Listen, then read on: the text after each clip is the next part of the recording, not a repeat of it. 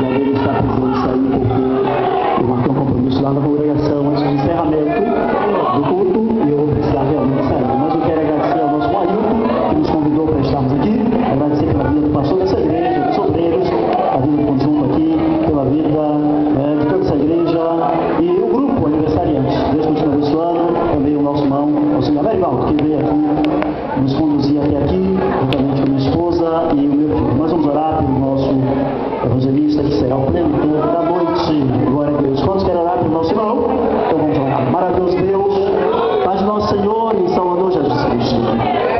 Mais uma vez, ó Deus, em que estamos diante da Tua presença, nós te agradecemos por tudo que o Senhor já tem realizado aqui nesta noite. Mas sabemos que muito mais o Senhor tem para realizar. Meu Deus, e o Teu servo, que nesta oportunidade estará ministrando a Tua palavra, toma ele em Tuas mãos. Usa o Senhor como instrumento bem afinado em Tuas mãos e fala tudo quanto precisamos ainda ouvir nesta noite. Deus, em nome de Jesus, fala poderosamente a cada um de nós, pelo Teu grande amor, e em nome de Jesus. Amém. Deus tem uma palavra para você.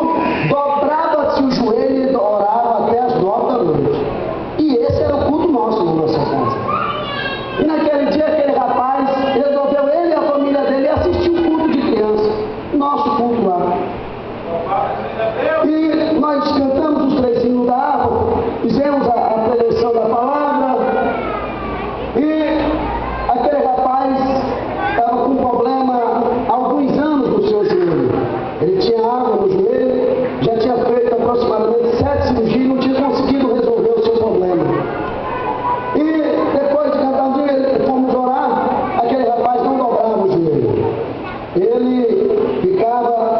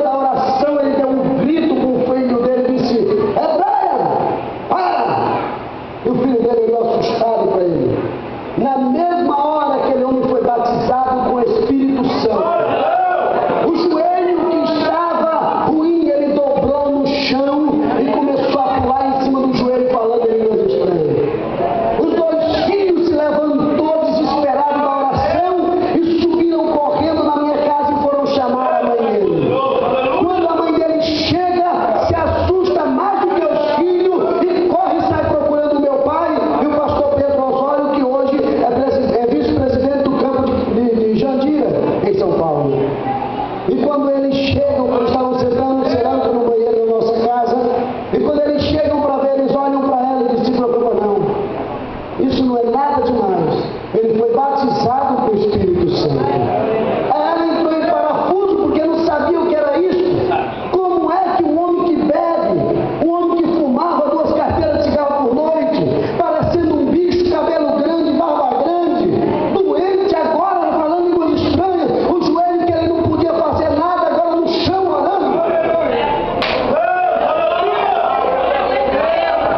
O Senhor me chamou, eu estava dentro do ventre da minha mãe e me fez promessas. E quando nós começamos a entender o que era a obra de Deus, eu disse para o Senhor: Senhor, eu quero ter a oportunidade de falar do teu Evangelho, mas eu não quero depender do Evangelho para viver. Não é porque isso não seja digno, é digno, Senhor. Até a tua palavra diz que aquele que prega o Evangelho deve viver do altar. Mas, Senhor, eu não quero isso para a minha vida e tu podes fazer isso. E nós, graças a Deus, irmãos, temos pregado a palavra do Senhor e não temos sentido falta de nada, porque Deus tem cuidado de nós. E eu estava dizendo ao presbítero Wellington, ele sentado do meu lado: sempre que você for orar por um ofertório, sempre diga à igreja uma palavra do sentido do que ele está fazendo. E quando eu terminei de falar para eles: como assim? Leia um versículo. E eu citei um versículo para ele. E disse: por exemplo, aquele que leva consigo as suas sementes, semeando e chorando, jamais voltará sem trazer consigo os seus molhos. Ele disse: como assim? Eu disse para ele: você sabe que semear é a coisa mais difícil que existe, é semear. Por quê? É trocar o certo pelo duvidoso. A comida já está no prato, meu amigo. É só colocar no fogo, cozinhar, está pronto. É assim ou não é? Semear é esperar que venha bom tempo, que caia a chuva do céu, que o tempo contribua, que não haja geada, que não haja seca, que a chuva caia na hora certa, para que tudo culmine com a semeadura. E eu quero dizer uma coisa para você: o semear é livre e espontâneo. Você semeia o que quer. Não, esse ano eu vou semear milho. Pode ficar tranquilo que você vai colher milho. Não, esse mês eu vou semear feijão. Fica tranquilo que você vai colher feijão. Agora, a colheita você não escolhe. A semeadura você escolhe, mas a colheita não. Então, eu estava dizendo a ele que a importância da igreja é saber o que é ofertar. E eu disse a ele: esse campo é um campo fértil. Você pode semear que você não vai ter dúvida. Será que eu vou colher? Será que eu vou receber? Eu não sei